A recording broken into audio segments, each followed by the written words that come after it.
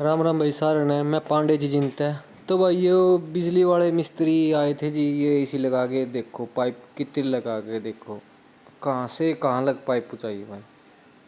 ये देखो 40 foot pipe लगा गया भाई मिस्त्री बिजली वाला। ये एसी बैक टू बैक भी लग सका था भाई। देख लो भाई, देखो ना इंस्टॉलेशन करके गया बंदा, आया 2 घंटे में एसी लगा कर चलता बना भाई, और अपनी लेबर ले गया। ये भी इसमें कूलिंग की दिक्कत है, और बिजली वाला मिस्त्री फ़ोन नीचे करा। अब बताओ क्या करे भाई। चेक करो भाई, लोकेशन देखो कहाँ से कहाँ पाइप पहुँचाई भाई।